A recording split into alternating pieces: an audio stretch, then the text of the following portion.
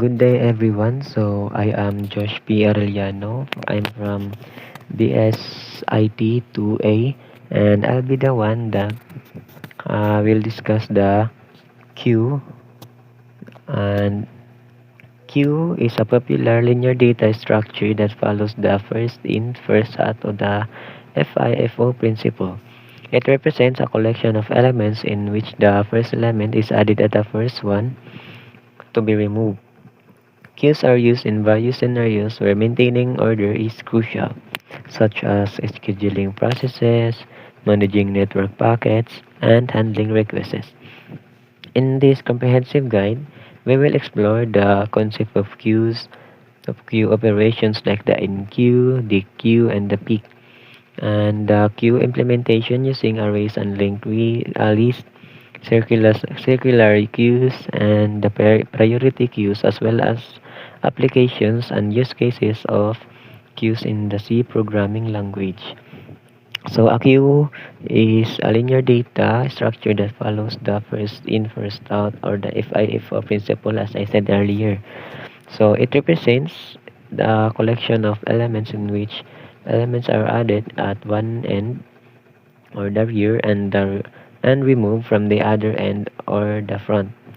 Queues are commonly used in scenarios that require maintaining order and fairness in processing elements. So queue operations. So queue operations like the enqueue, dequeue, and the peak. So enqueue. The enqueue operation adds an element to the rear or the end of the queue. The newly added element becomes the last one in the queue, while the dequeue operations remove the element from the front of the queue. Then the next element in the queue becomes the new front. Then peak. The peak operation allows you to view the element at the front of the queue without removing it. It is useful for inspecting the element or performing certain checks. Then queue implementation, or the array-based and linked list-based. Queues can be implemented using either arrays or linked list. Array-based queue implementation. So in an array-based queue implementation, an array is used to store the elements. Two indices, front and rear, keep track of the position of front and the rear elements. Then queue implementation. So mo ni siya ang code sa atong queue implementation. So nagamit na diri og std leave.h kay mo man siya tong gamit para sa atong general nga utilities, o ang kaning nag-define pud ta og like max size, which is 100, kay mo ni siya ang atong maximum number of elements sa atong queue nya kaning sa type def struct. So kaning data is mo ni siya ang array storing queue elements, while ang kaning front o ang rear kay mo ni siya ang index. Ang kaning front kay mo ni siya ang index of first element, while ang rear is index of last element. So mo na ni siya ang kani sa void nga part, no. So ang kani siya kay mo check ni siya if atong queue is full or nag-overflow na nya iyang increment ang rear nya i-store niya ang element sa atong data, which is atong rear. Like for example, no, sa enqueue kay natay 1 nya atong rear is 0, so atong data from 0 nemo siya og 1 nya sunod kay atong enqueue kay 2 nya naatay kanang rear nga 1, so ang atong data nga 1 mahimo na siya og 2. Then sunod nato is kaning int nga kaning int nga dq, no. So ang kani siya kaning iyang front, kaning if q front, then q case mo point siya sa rear. So mo kuan ni siya kaning front ay kanang front is greater than rear kay ang meaning na niya kay ang Q is empty or wala pa isod. So kuan kanang mo return siya sa front nga element niya. Iya pong i-increment ang front nga kuan nga kanang iya front iya pod kuan increment. So sa atong if nga behavior kay for example naatay 1, 2 ug 3. So ang mahitabuan na ang front niya as ang iyang front kay ang 1 kay di ba ang 1 mao man ay pinakauna gyud nga na kuan na input. So mo na siya ang front. Then kaning sa peak no, so ang purpose aning peak kay iya kang elect na imong makita ang front element nga dili nimo tangtangon, like wala kay modification sa atong front o sa rear, like imo jud basahon, like i-reader niya mga way tangtangon. Then ang kaning sa INT peak nga Q asterisk Q, so na siya kanang return ni siya og INT sa front element niya, take ko ni siya pointer sa atong Q niya. Kaning FQ pointing to front niya kuan greater than Q pointing to rear. So ang kanang condition, ang meaning ra na kay ang front kay ni move na siya sa ni agi na siya sa rear. So wala pa tay element nga nahibilin sa atong Q. Then ang like atong example na like no naman tay 1 1 2 3 ganiya. So ang atong front kay ang 3 niya, atong rear kay 2. So ang atong rear nga 2 kay empty siya.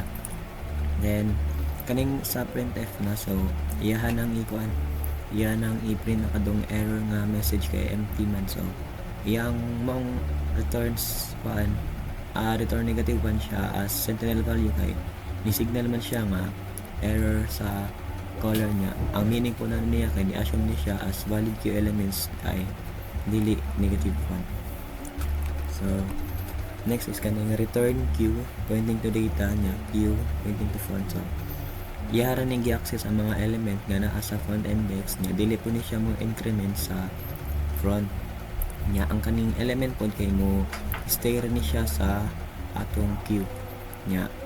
Maara to siya sa peak. So sunod ka main function na niya is kaning kuan like Q man siya kaning int main no. Ang kana siya apart kay kuan na siya kanang mo na siya ang sa kanang pag iyahan ng pag like iyahan ng iko ng sa kanang sa Q's ba, like ang kaning since atong front is 0 pa man niya, atong rear is negative 1. So iyahan na nang kuan nga basta mo na siya nya iya nang i-print ang tanan nga nabutang nimo nga kuan nga values niya. Mao ni siya ang kuan iyahang output. So sa kani nga example kay ato ang na-define ang Q structure using an array and front or rear indices. Then the enqueue function adds element to the rear of the queue. Dequeue removes the elements from the front and retrieves the frontmost element. So next nato is kani linked list based queue implementation. So kani siya kay in the linked list based in queue implementation, a linked list is used to store elements. The front and rear of the queue are represented by the head and tail of the linked list respectively. So here's an example of linked list based queue implementation in C. So muna ni siya ang sa iyang code. So nagamit gyapon ta og kuan diri std lib.h kay mo man gyapon na siya ang atong gamiton para sa atong mga general nga buhaton ron. Then kaning type def struct which is ang node asterisk front o ang node asterisk rear. Ang kaning front kay mo ni siya ang first node niya ang rear kay mo na siya ang last node. Then ang kaning kuan, so din ako magkuan niya, mura magyapon to siya kaning sa ubos niya nga kuan sa struct nya. Ang kaning void kay nag void siya, no, sa inyo nakita nag void siya, so natay malloc diha, so sa kana pa lang makaingon na ta nga diha na ta mag-allocate sa atong memory sa kana nga part kay kuan na ta allocates, like mag-allocate na sa atong memory dynamically nya. Nga rin pud nga part kay mag-store pud ta og data nya. Kaning sa if niya, kaning if q front kana siya, ang kuan niya kay if empty ang atong front ug ang rear nga point, so atong new node kay kuan siya, mo else dayon siya, I mean like no, if empty ang atong front ug ang rear nga point sa atong new no, if I mean di day siya, no, kanang naglibog ko gamay pero ako siyang i-outro og explain sa kaning if q kanang mo point siya sa front, so kani siya kanang pinakasugod kay if empty siya ang front ug kang kuan, kanang if empty siya mopadung siya sa front og sa rear point sa atong new node nya. Ang iyang else kay mo attach na siya og kanang new nga node sa atong rear or sa atong kuan sa atong last node. Then sunod is kaning int. So sa kaning int or like kaning ang int dq, no, so if empty daw siya, so underflow siya, then magkuan na ni siya sa kaning node asterisk temp. So ang kani kay iya nang i-save ang front nga node niya, ang front nga node kay iyang i-move forward nya. Ang kaning sa next niya is kaning if na sad, kanang if q, so ang if ang atong q daw kay mo ma-empty na, so iya nang i-reset ang rear. Then ang kaning sa free, no, so muna ni siya ang kanang mag-delete or sa mag-free sa atong memory. Then ang kaning sa peak pod, so iya harang i-return ang front nga element, so mura pod niyang i-return pod ang front ra pod nga element sa inyong nakita ari, no, like kanyo return q front niya data na, mura to iyang ikuan kay empty naman sad good. So mao ni siya ang sa atong kuan. So sa atong NQ kay naatay 1 2 3 nya. Sa atong DQ kay nag-remove ta og 1, di ba, nag-remove ta og 1 nya. Sa peak kay duha na lang siya, so naray nagkuan siya, muna ni siya ang atong output sa atong code. So sa atong example, so kani nga example ato siyang define ang atong queue structure using a linked list and front rear pointers. The queue function and the queue and queue function add elements to the rear of the queue. Queue niya ang dq kay mo remove siya sa element from the front, and ang atong peak kay mo retrieve siya sa frontmost nga element. Then circular queues and priority queues. I mean circular queues pala. So circular queue. So a circular queue is a modified version of a regular queue where the rear of the queue wraps around to the front. This allows for efficient utilization of the available space in the underlying array. Circular queues are particularly useful in scenarios where the queue needs to have a fixed size or operate in a circular manner. Priority queue. So a priority queue is a type of queue where elements are assigned priority values. Elements with higher priority are dequeued before elements with lower priority. Priority queues can be implemented using various data structures, such as heaps or balanced binary search trees. They find application in scheduling, operating system algorithms, and networking, where prioritization is essential. Then queues have various application across different domains.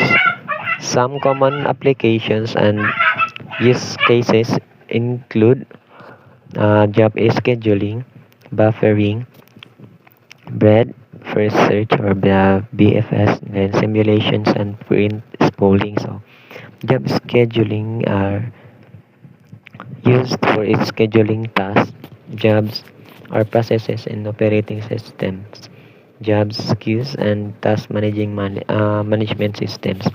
While buffering is queues kay utilized to buffer incoming requests, messages, or packets in networking protocols, ensuring orderly processing.